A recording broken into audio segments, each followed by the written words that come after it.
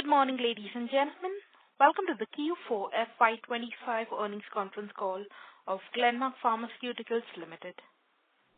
As a reminder, all participant lines will be in the listen-only mode, and there will be an opportunity for you to ask questions after the presentation concludes.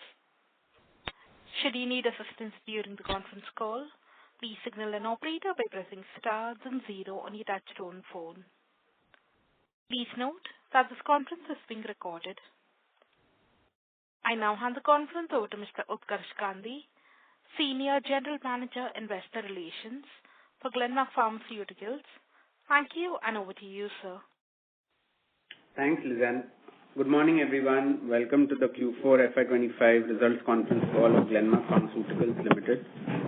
Before we start the Q&A, let's review the overall performance of the company for the fourth quarter and for the full year FY’25. For the fourth quarter of FY’25, Glenmark's consolidated revenue from operations was at rupees 32,562 million as against rupees 30,630 million in the corresponding quarter last year, recording an overall YOY growth of 6.3%.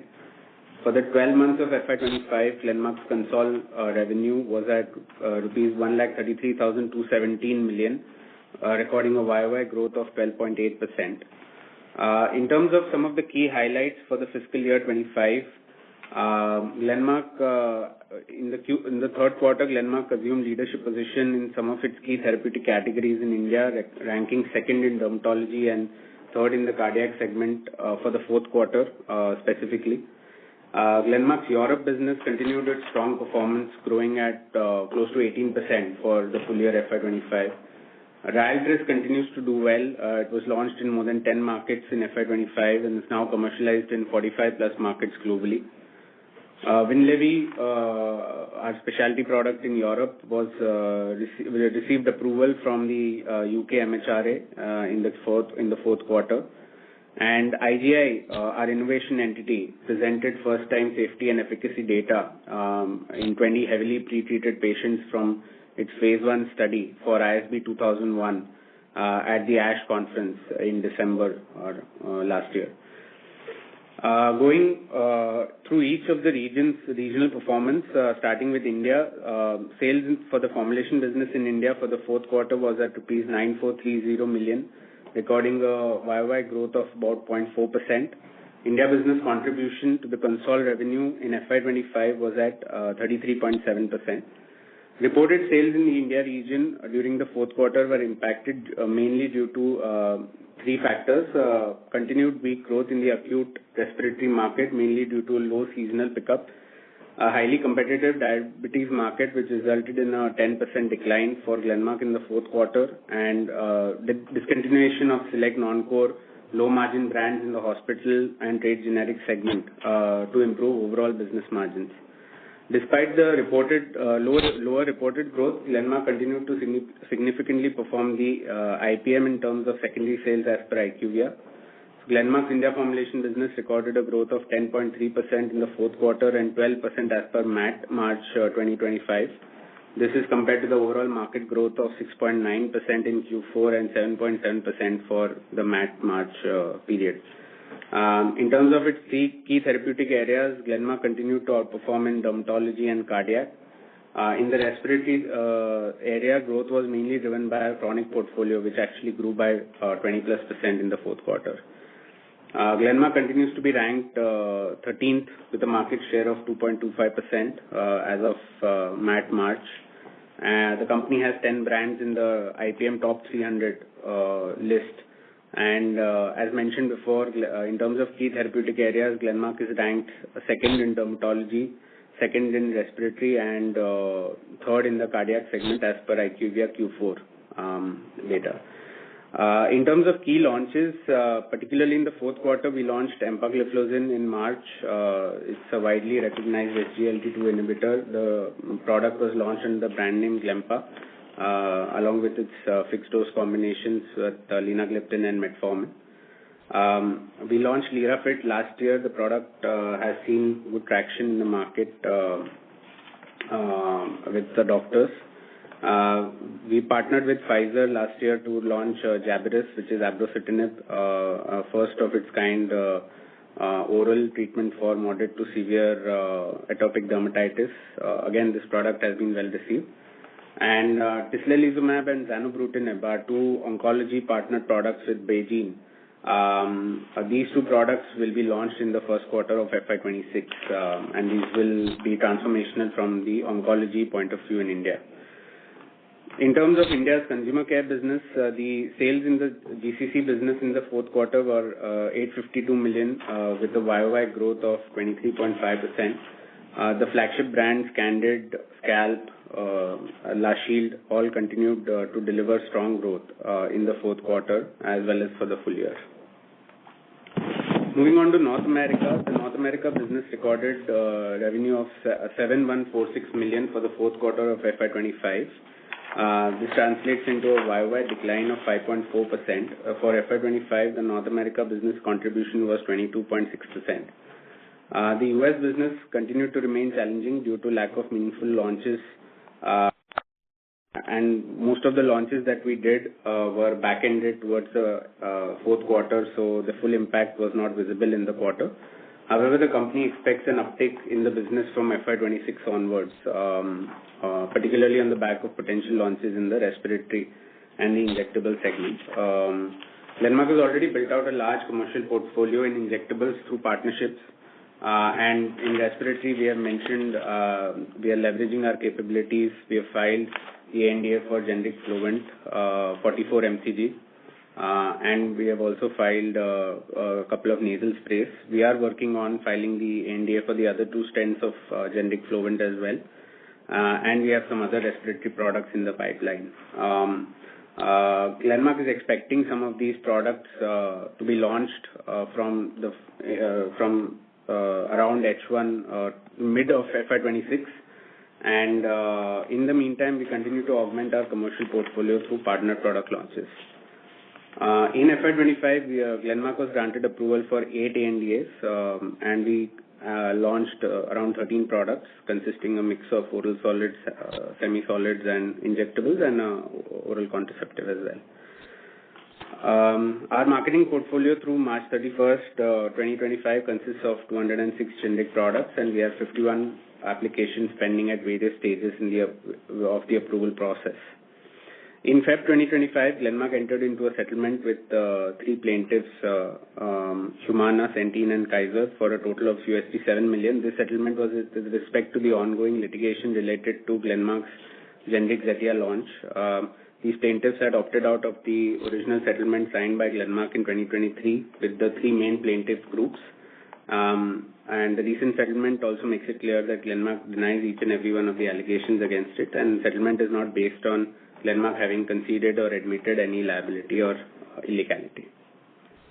Moving on to Europe, Glenmark's Europe business for the fourth quarter was at rupees 7,335 million, recording a growth of almost 20%. Europe business did well in FY'25, now contributes about 21.4% to the Concall revenues as of FY'25.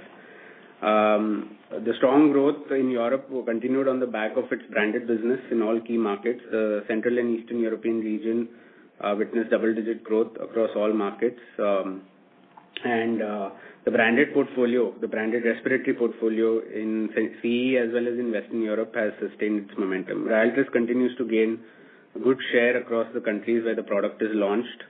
Going forward, Glenmark continues to focus on increasing the contribution of branded products in the branded portfolio in Europe, mainly in the respiratory and the dermatology areas.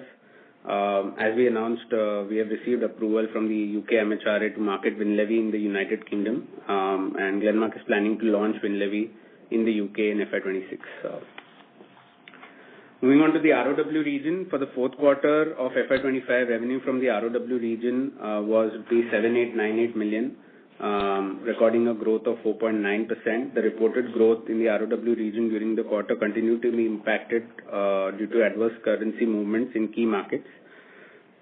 In terms of contribution for FY'25, the ROW business contribution to the total revenues was 21.1%. Our Russia business continues to do well. As per IQVIA MAT March data, Glenmark's Russia business recorded secondary sales growth of 10.2%.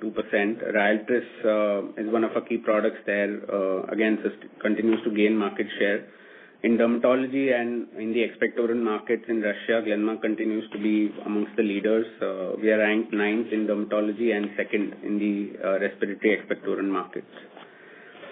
Glenmark LATAM business recorded strong double-digit growth on the back of some key launches in the respiratory portfolio. The first generic for salmeterol fluticasone MDI was launched by Glenmark in Q1 of FY’25 in Brazil and continues to gain share. And Glenmark continues to be ranked amongst the top 5 companies in the respiratory and dermatology areas in the Mexican market as well. In MEA, again, the company continued to achieve good secondary sales growth in key markets. Ryaltris again is a strong growth driver, continues to be the leading nasal spray in allergic rhinitis in South Africa and has seen strong pickup post-launch in some of the other markets. And finally, Asia, again, key markets like Malaysia, Philippines recorded double-digit secondary sales growth and continued to grow faster than the covered market as per the IQVIA data. And once again, Ryaltris continues to be a significant outperformer, particularly in markets like Australia and Korea. Just covering some of our key global brands. So again, starting with Ryaltris, as mentioned, I think Ryaltris as a product continues to do well. We have submitted applications in more than 90 markets, and as mentioned before, the product is commercialized in 45 plus markets. We expect to launch in 10-12 additional markets over the next few quarters. As per the IQVIA available data, Ryaltris market share has been very strong, particularly in markets like Australia, South Africa, Czech Republic, and some of the other European markets. Menarini, Glenmark's partner in the EU, has continued to witness a steady increase in market share. And in terms of mainland China, Grand Pharmaceuticals, our partner there, expects to receive the product approval sometime in FY'26. Envafolimab, Glenmark has filed Envafolimab in around 15 markets in FY'25. The first market launch is expected in FY'26. The company has already received authorization for supply of Envafolimab to Kenya via some early access programs. And we also plan to initiate a global multi-center phase 3 study in some of the key indications like neoadjuvant, adjuvant, and NSCLC in FY'26. Winlevi, as mentioned before, Glenmark received approval from the UK MHRA in Jan to market Winlevi in the UK, and we'll launch the product in the UK. We are awaiting approval in the other European markets. Moving on to IGI. IGI, as mentioned before, we have a robust pipeline in IGI covering in oncology, covering multiple myeloma as well as solid tumors. We have ISB 2001, our lead asset, which is in clinical development, and 2 additional clinical assets in immunology, which have been partnered out, ISB 880 and ISB 830. In terms of ISB 2001, this is a trispecific antibody that targets BCMA CD38 on multiple myeloma cells while engaging CD3 on the T cells. As mentioned before, 2001 is amongst the first trispecific antibodies developed for use in multiple myeloma. It received orphan drug designation from the FDA in July 23, and in fact recently in May 2025, the US FDA also granted fast track designation to ISB 2001 as a treatment for patients with relapsed refractory multiple myeloma, specifically patients who have received 3 or more prior lines of treatment. IGI also completed the enrollment of the phase 1 dose escalation, which is a part 1 of the study in March, and also initiated and dosed the first patient in the dose expansion phase, which is a part 2 of the phase 1 study in April. In December, we presented IGI presented data for ISB 2001 in an oral presentation at the ASH conference in San Diego. This detailed out results from the dose escalation portion of the study in 20 heavily treated patients. The presentation is available on the IGI website as well. We've laid out the data in some of our earlier updates. And ISB 2001 data will also be presented by IGI at the upcoming ASCO conference in an oral presentation So we'll have some additional data coming through in the next couple of weeks. A quick update on IGI's manufacturing facility. In March 2025, IGI announced its plan to cease all CMC development and clinical supply manufacturing at its manufacturing facility in La Chaux-de-Fonds, Switzerland. As IGI is progressing its pipeline, it is anticipated that higher quantities of finished product will be required for future clinical programs, and IGI CMC development and ongoing future clinical programs, manufacturing of ongoing clinical programs will be moved to a network of well-established global contract development and manufacturing organizations. Some key notes on the P&L and balance sheet. Forex loss during the quarter was around rupees 11 crores. R&D expenditure during Q4 was around 236.7 crores, which was 7.3% of sales for the fourth quarter. For the full year, the R&D expenditure was around 930.5 crores, which was 7% of the FY'25 sales. Investment in IGI in the fourth quarter was $13.8 million, and for the full year was around $61 million. But during the fourth quarter, there was also an exceptional loss associated with the closure of the La Chaux-de-Fonds manufacturing facility, as well as associated with the generic Zetia litigation. This was detailed out in the P&L note as well. Adjusted for this exceptional loss, the PAT was 346.6 crores with an adjusted PAT margin of 10.6%. Total asset addition in the quarter was 309 crores, of which tangible asset addition was around 226 crores and intangible was around 84 crores. For the full year, the total asset addition to the block was 698 crores. Net debt as of March 2025 was around 489 crores. As of March 2025, net working capital in terms of number of days of sales was 104. Before we start the call, just want to lay out some key targets for FY'26 in terms of our guidance for FY'26. Revenue growth guidance is 10 to 12%. EBITDA margin guidance is 19 to 20%. We are guiding to a cash generation of around 300 to 400 crores in FY'26. And in terms of more granular guidance, including region-wise growth, the management will provide the same during an investor day in July, which will detail out some additional points on each of the regions and each of our other businesses. We have the management of Glenmark Pharmaceuticals on the call today. Mr. Glenn Saldanha, Chairman and Managing Director. Mr. V.S. Mani is on the call. As previously announced, Mr. Mani will be retiring from his role as Executive Director and Global CFO. We extend our gratitude to him for his contributions. And Mr. Anurag Mantri is on the call as well. Anurag has recently assumed the position of Executive Director and Global CFO. He brings with him over 30 years of leadership and management experience, so we warmly welcome him to the organization. With that, we can open the floor for Q&A. Lizanne, over to you. Thank you. Ladies and gentlemen, we will now begin with the question and answer session. Anyone wishing to ask a question may please press star and 1 on your touchtone telephone. If you wish to remove yourself from the question queue, you may press star and 2. Participants are requested to use handsets while asking a question. Ladies and gentlemen, we will wait for a moment while the question queue assembles. The first question is on the line of Harshit Dhoot from Diamond Asia. Please go ahead. Hello, am I audible? Yes, please proceed. Yes, hello. Am I audible? Yeah. Yeah, go ahead. Thanks a lot, sir. Good morning. Sorry? Yeah, go ahead, Harshit. Yeah. Thanks a lot, sir, for the opportunity and good morning. Just a couple of questions from my side.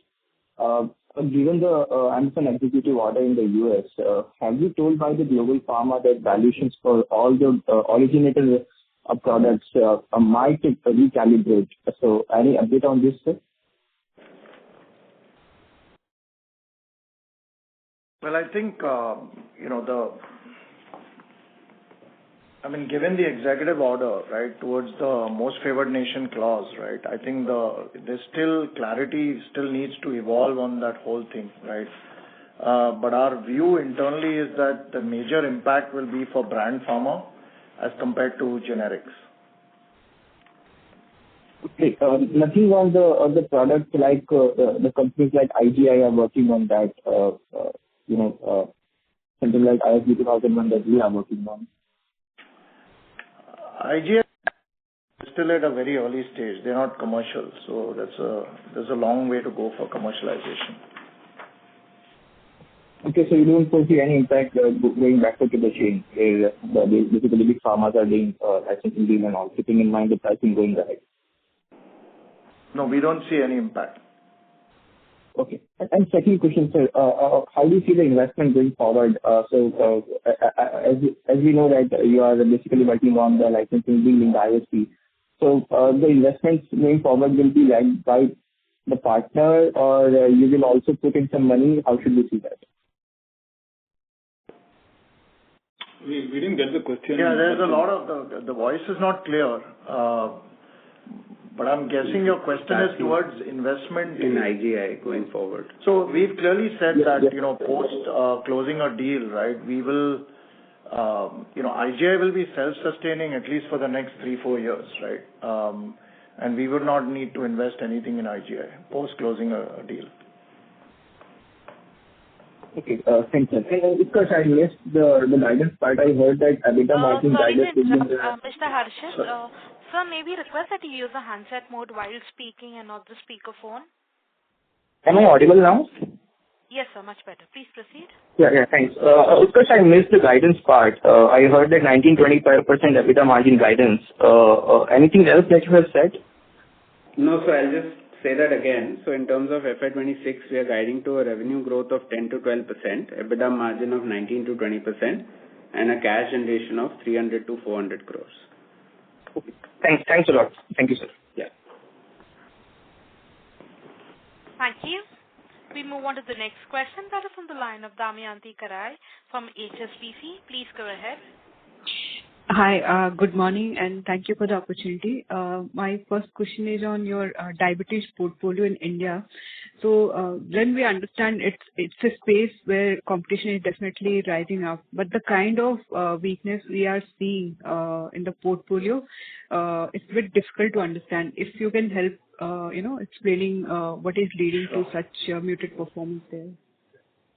Sure. If you look at the history in diabetes, right, Glenmark was a non-existent player in this space, right? And we launched two major molecules. One is remogliflozin and the other one is teneligliptin, right?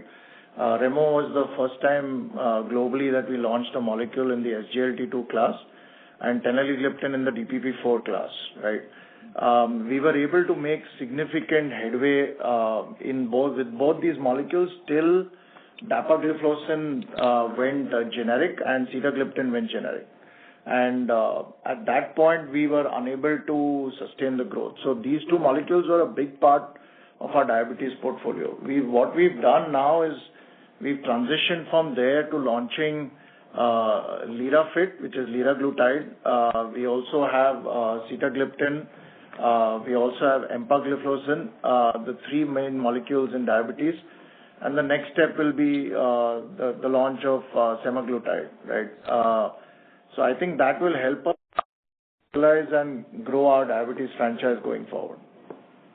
Okay, so apart from these two products, Remo and teneligliptin, can you say like your base products are broadly stable, or we are seeing some impact of...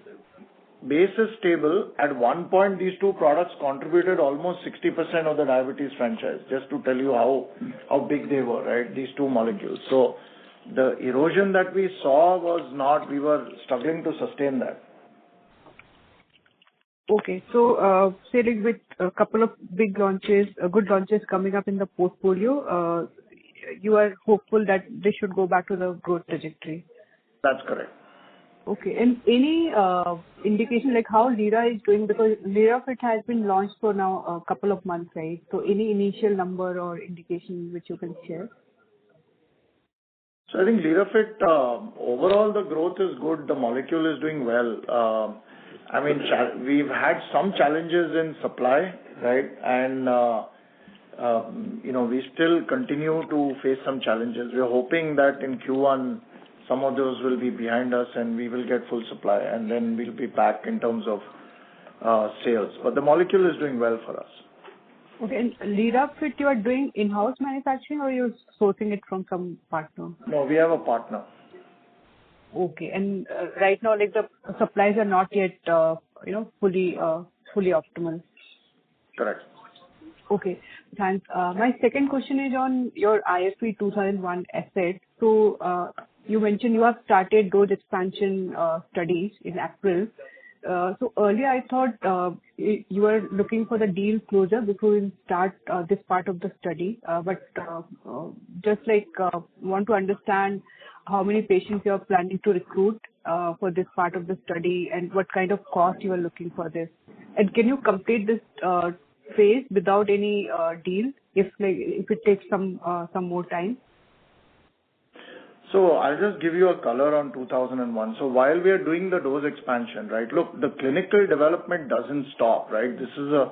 Speed is of the essence. So basis that we've started the dose expansion, we already have some patients already being dosed as part of the dose expansion, right? And it's progressing really well. We will we'll have an oral presentation at ASCO, which will give you full color on the scientific side of ISB 2001. In parallel, we are in advanced discussions with multiple partners, right? All big pharma partners. And the discussions are progressing really well, and we anticipate a positive outcome very quickly. We think, a deal for 2001 will really be transformational for Glenmark, right? And it will overshadow anything else that we are doing in the near term. So I think you should see some visibility around a licensing deal pretty quickly. That's the only comment I can make as far as 2001 goes.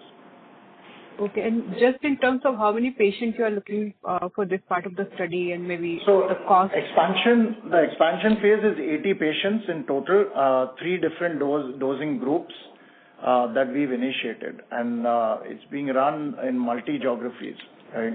So US, Europe, Australia are the 3 main geographies where we are running the trials.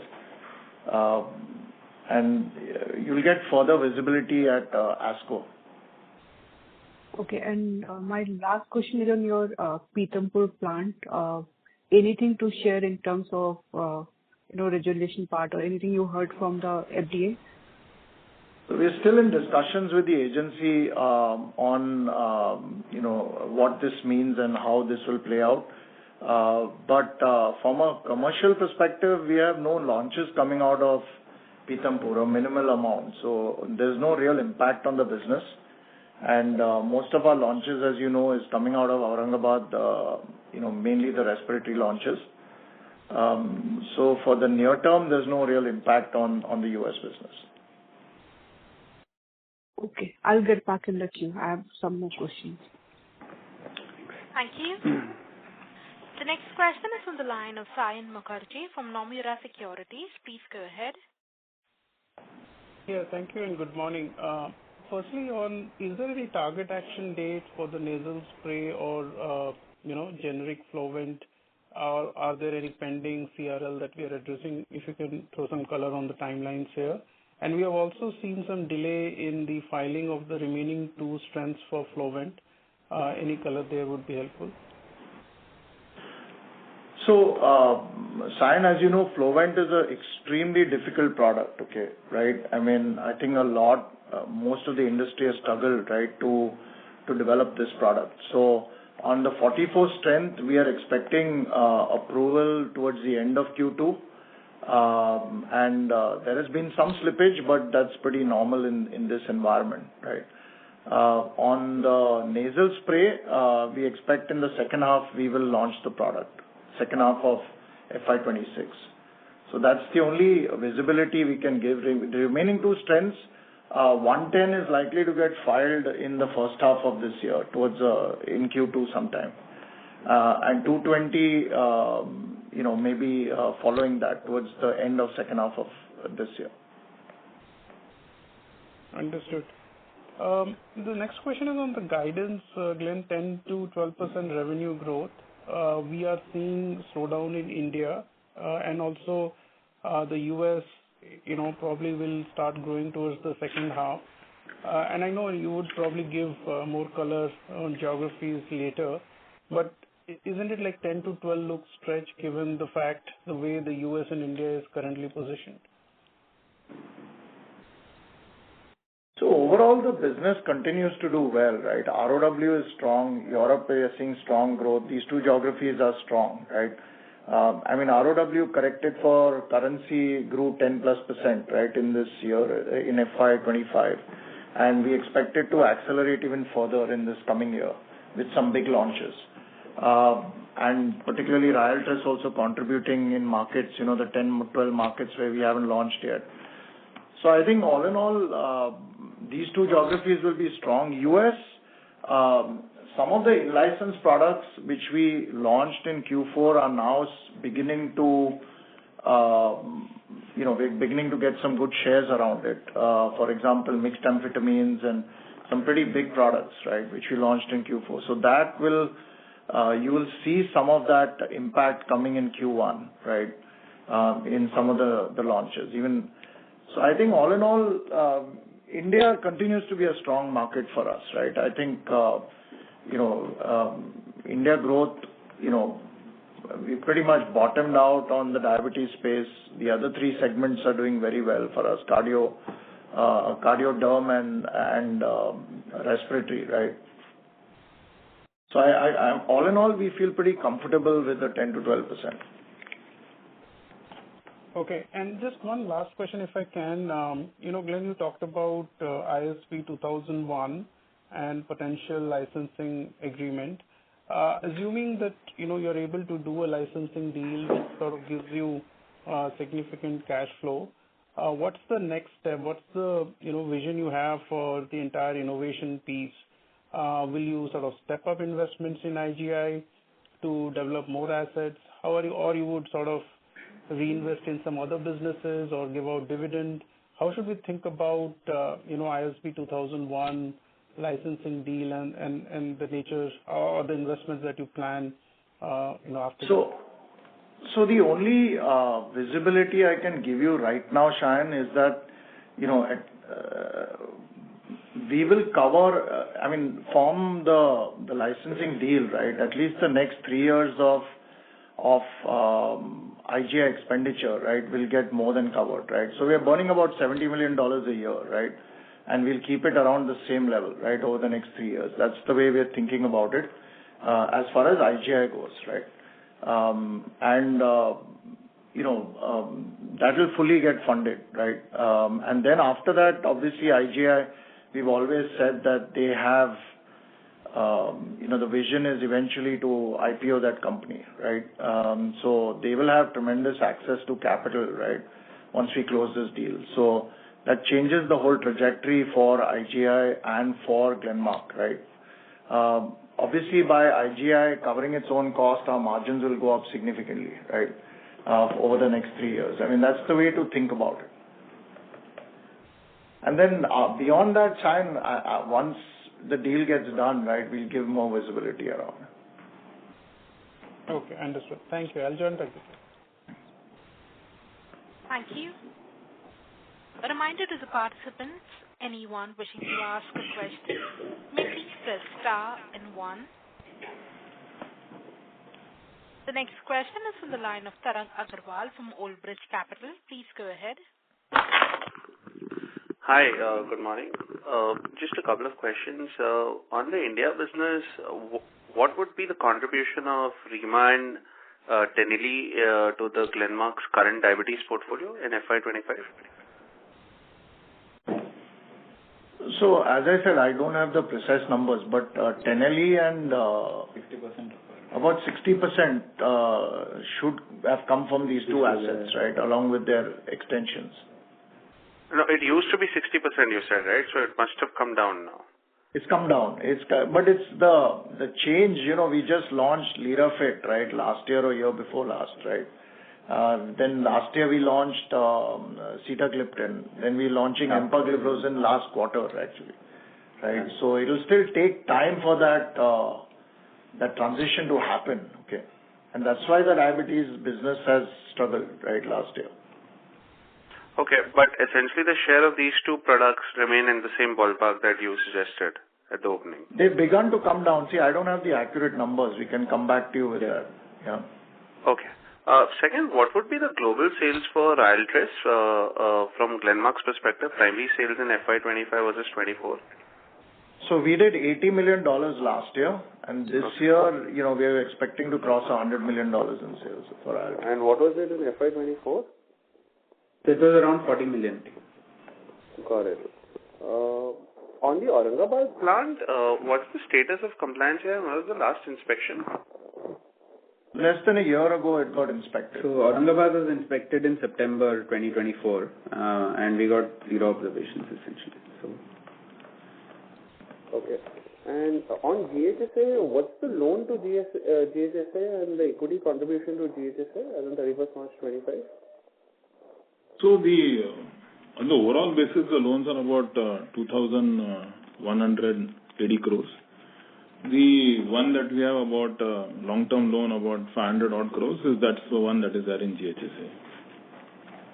So loan to GHSA by Glenmark? Loan to GHSA from Glenmark, as you can see in the balance sheet, we have about $600 million. That's it. That's the investment that we have done. And equity contribution? I'll come back to you on that, yeah. Okay. Thanks, sir. Thank you. The next question is on the line of Anil Shah from Insightful Investments. Please go ahead. Yeah, hi. Am I audible? Yes, sir. Yes, sir. Yeah. No, just a clarification. The guidance that you've given on, margins and particularly the cash generation, I'm presuming that's not factoring in any IGI deal that one would do, right? That's correct. This is only the core business. Core business. Yeah. Okay. And what would be our tax rates going forward? Yeah, it will be about 21-22%. As you can see, Anil, last year also we came down to 25. We anticipate to go down. Okay. And last question from my side, on the working capital side, particularly, last 2 years we've seen, the balance sheet, again, not being able to throw any kind of free cash flows. Obviously working capital last year had gone to pretty low levels, particularly receivables. But again, when we look at this year, it seems to have got elongated further. So what would be an ideal where you think you'll settle down and, will this year we'll start seeing some shrinkage in working capital? So, Anil, thanks for the question. Let me set the context here. Okay, overall, if you look at it, last year, as you rightly said, our working capital days were much lower and especially the receivables. Actually, if you look at it in this year, our overall net working capital comes to about 104 days. This very much is in alignment with all our peers who are like global companies, okay?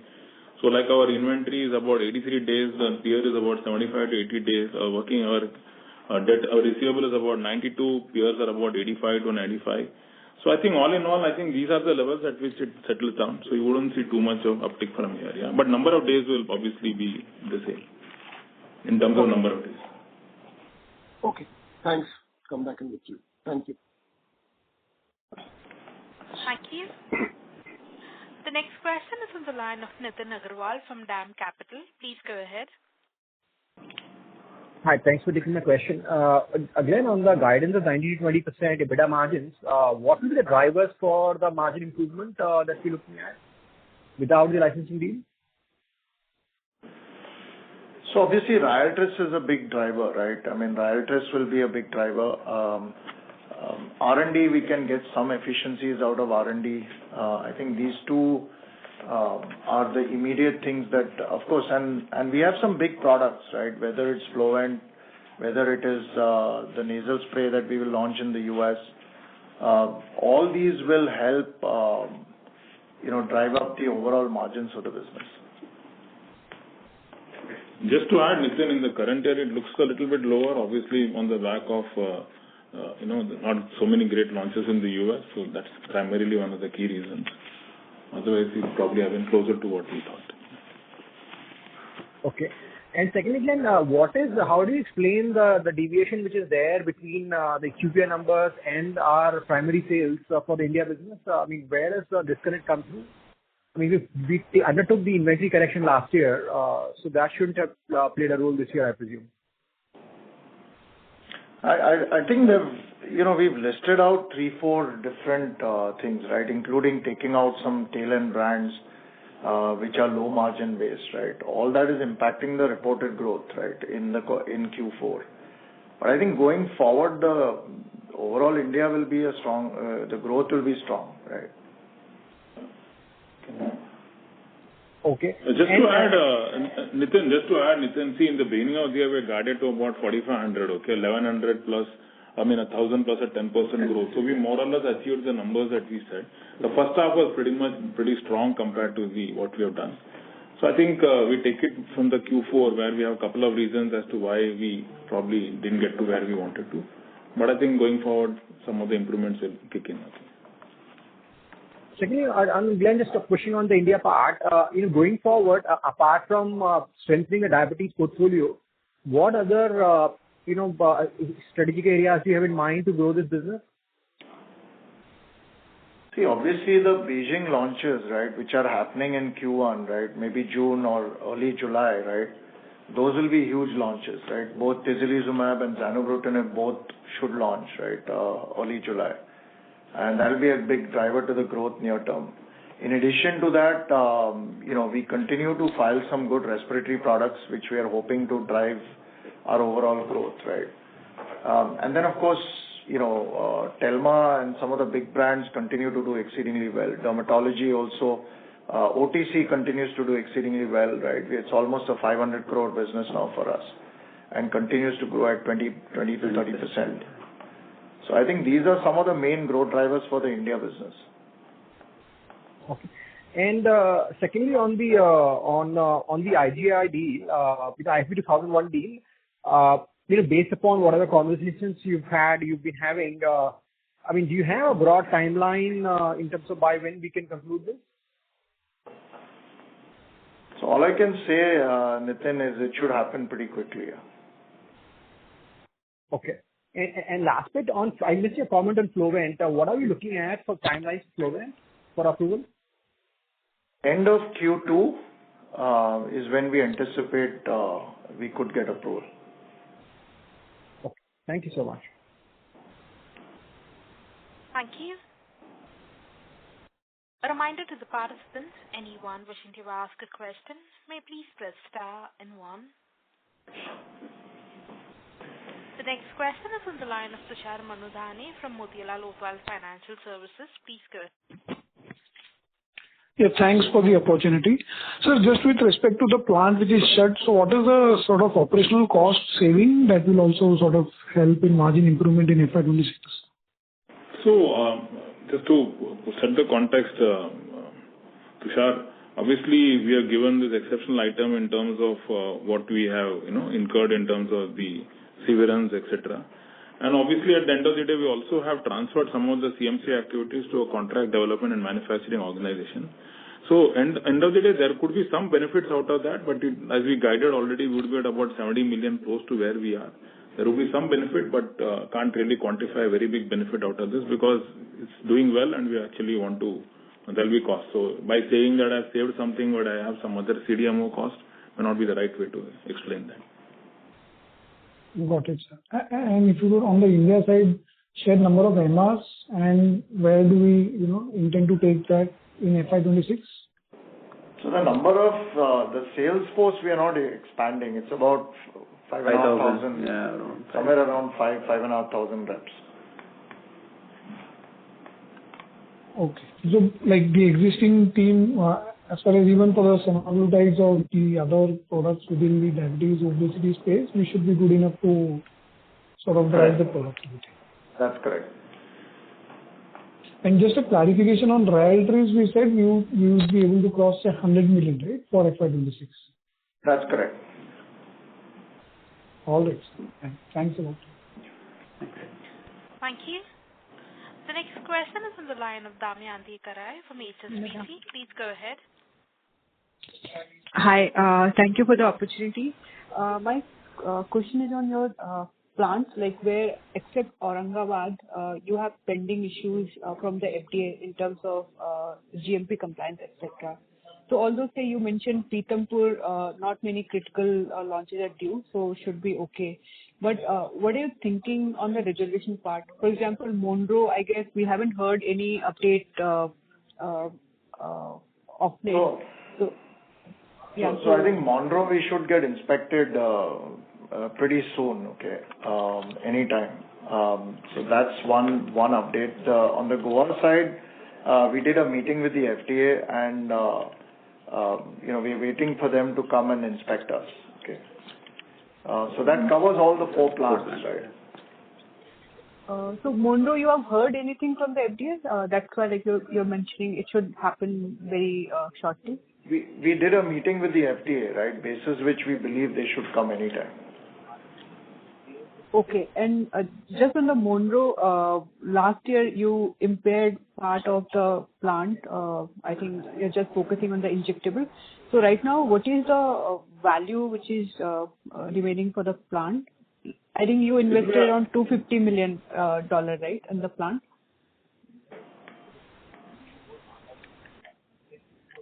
So today we would have an investment of about 150 million. So we did, if you remember, we did impair about 100 million plus. So that's where we are. And okay. Yeah. Go ahead. Yep. My second question was on your ISP trial cost. So just want to understand when like you are in this dose expansion trial, which are the major cost components? Actually, we don't understand like in clinical trials which are the major costs also. If you can explain that as well, our update. So I mean, the trial cost is a trial cost, right? I don't think I can break it up for you, Damayanti, right? We are dosing 80 patients and it will cost what it will cost, right? We've given a total number of 70 million, right, for IGI. Obviously, that includes the trial cost, okay? Okay. My last question is on your interest expense during the quarter. I think after like last quarter's number, we have again seen some pickup there. So can what is happening there? Yeah. So Damayanti, it's about 66 or so. About 5-6 crores is basically due to the whatever interest you get on the leases. So balance, it's gone up a little bit because of the increase in the debt. But I think coming year, what we have guided already. So based on that, we could see it coming a little lower. Yeah. Okay. So should be lower than like what we saw in fourth quarter, right? A little bit lower. Yes. Yeah. In and around that. Yeah. Okay. Thank you. Thank you. The next question is on the line of Harsh Bhatia from Bandhan Mutual Fund. Please go ahead. Yeah, thank you. Just one clarification on the guidance part. And this is related to the cash generation. I think you mentioned 300 to 400 crores of cash generation. So if you could help us bridge the gap between the EBITDA margin and the cash generation. And I also missed the comment on the net working capital. You mentioned 110 days. So I think the bridge, right, between EBITDA to cash you could take offline, Harsh, because that will be a pretty detailed bridge. Yeah. Net working capital, it will be around the same level. Okay. The number of days will be the same. Just to put it in perspective, obviously we guided to about a 19% EBITDA. We could get into detail, but just to say that is one, then you will have your cash tax, you'll have your working capital, you'll have some asset additions. So all put together, that's how we arrive at the numbers. Maybe we could take it offline. Harsh, we can get into detail. So just one clarification, the cash generation is the free cash generation that you're talking about? Yes. Yes. That's what we're talking about. Oh, okay. Thank you. Thank you. The next question is on the line of Rahul Jiwani from IIFL Securities Limited. Please go ahead. Yeah. Hi, sir. Thanks for taking my question. Sir, on this EBITDA margin guidance of 19 to 20%, I'm not pretty clear in terms of the drivers for this margin improvement. You talked about Ryaltris. Now, Ryaltris is going to incrementally add $20 million of sales. And then if we look at IGI's investment as well, you are talking about $70 million of investment going forward, and some of these critical launches for US will contribute only from the second half of FY'26. So what exactly would help us to drive this margin improvement? And can you please lay it out again? I think we've already discussed. See, Ryaltris will give you some benefit. We discussed about the two launches in the US, which are the big drivers. Keep in mind, US margins have been suppressed, right, because of the lack of any launches. Even the launches that we are making in Q4, the margin profile will start improving from Q1, right? So that is one thing. Then after that, we discussed about R&D spends, right? Overall R&D spends, some leverage coming out of that, right, towards the overall margins. So I think beyond that, I don't think I can give any more visibility, right? And we have an analyst meet coming up. At that point, we can discuss, give you much more granularity, right, on how we're getting to those levels. Sure, sir. On the R&D side, can you quantify in terms of what kind of an R&D spend you expect for FY'26? Not at this point. We've given an overall number, right, of 7%, right? Roughly around 6 to 7%, right? Okay, sure. And just a clarification on this free cash flow guidance of 300 to 400 crore. This you are indicating before interest and dividend payments or post-interest and dividend payments? No, post-interest and dividend, yeah. Post-interest and dividend. Okay, sure. Thank you, sir. Thank you. The next question is from the line of Sayan Mukherjee from Nomura Securities. Please go ahead. Yeah, thanks. On Zetia antitrust, are there any pending litigation or any other contingent liabilities that we should consider? So, Sayan, as I have given in the note, there were 4 opt-out cases, 3 we have settled. There is just 1 more left, okay? That's it. 1 party still left. Okay, understood. And then on this Biogen assets that will be launched in India, what's the market size? How should we sort of map the market and sales potential? So the current, the PDL1 market is over $200 million in India right now. So it's a very large opportunity, right? And, we think we can actually get a good share of that, right, in the near term, right, with tislelizumab. And in addition, the BTK product that Biogen, that we've in-licensed, right, is actually best in class, right, has got some great clinical data. So that can actually be pretty significant, much smaller than Tisle, but could be significant. So these 2 products can make a reasonable impact, right, to the overall performance. Okay. Okay, sir. Thank you. Thank you. The next question is on the line of Nitin Agarwal from DAM Capital. Please go ahead. Then on the US, I think barring the Flovent 2 new filings that you're looking to do, I mean, how are you thinking about investments in the US on a going forward basis? Any specific areas? What kind of opportunities do you see? So we are basically going, investing in 2 areas. One is respiratory, right, and the other is injectables, right, out of Monroe. These are areas where the bulk of our research efforts are going. And in the respiratory, barring Flovent, when do you see the next set of filings coming through? We have a host of filings. We have 1 more MDI getting filed in Q2 of this year, outside of the 110 and 220 this year. So we'll have 3 MDI filings this year. we will have at least 2 or 3 nasal sprays getting filed this year.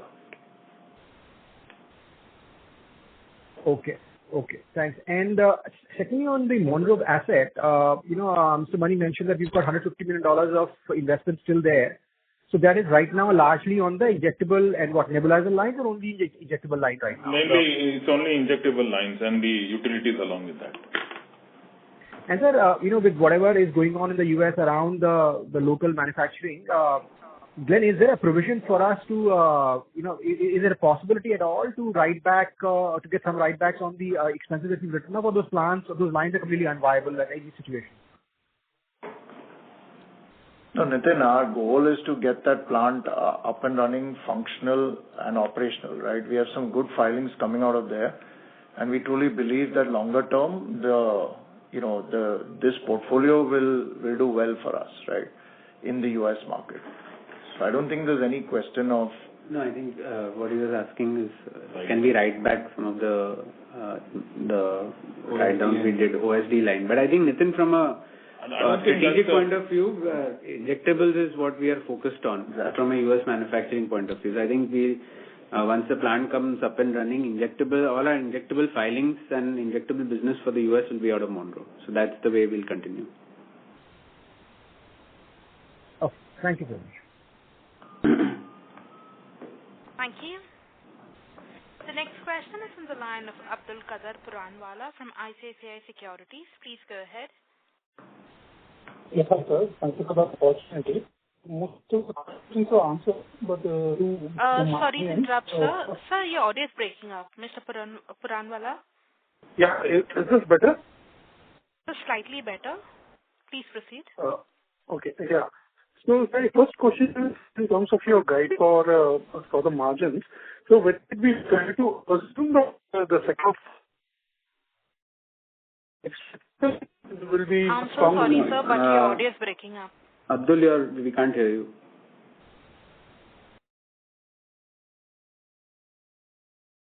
I think he's probably dropped off. We can take the next question, Lisa.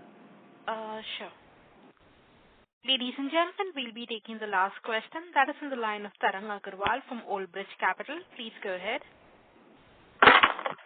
Hi, Glenn. Just to understand the PDL1 market that you spoke of, currently, who are the principal players in that market? Is it what gives you the confidence for the levels that you're looking at in this market? So the two big players are Ketoda is the biggest there, right, which pretty much dominates the market. And then we have Nivolumab, right, of Bristol. Right? These are the two big players in the market. Okay. And how about similar dynamics for the subsequent product? So the BTK market is small because it's a relatively niche indication, right? But even there, being best in class, right, we have a good opportunity to gain some market share. Got it. Last, I think to an earlier, to Nitin's question basically, would you be open to using the Monroe plant to probably expand in light of the US requirement for domestic manufacturing, or would your interest in the plant be limited to only injectables manufacturing that you're focusing on right now? So currently, we want to first get the plant cleared and reinitiate manufacturing of the injectables, right? That's our first goal. And we have some good filings currently underway, right, from that facility, right, in addition to the products already filed and approved. So I think the goal is first to get the injectable portfolio up and running, right, before we look at expanding into other areas. Sure. Thanks. Thank you. Ladies and gentlemen, that was our last question. I now hand the conference over to Mr. Utkarsh Gandhi for his closing comments. Yeah, thanks, Lizanne. So just to read out the disclaimer before we close the call, the discussion, information, statements and analysis made describing the company or its affiliates' objectives, projections or estimates are forward-looking statements, and these are based on current expectations, forecasts and assumptions that are subject to risks and uncertainties. No representation or warranty, either expressed or implied, is provided in relation to the discussion, and should not be regarded by recipients as a substitute for the exercise of their own judgment. And the company undertakes no obligation to update or revise any forward-looking statements, whether based on new information, future events, or otherwise. With that, I think we can close today's call. Thank you, everyone, for joining the Q4 call. Thanks. Thank you, members of the management team. Ladies and gentlemen, on behalf of Glenmark Pharmaceuticals Limited, that concludes this conference call. We thank you for joining us, and you may now disconnect your lines. Thank you.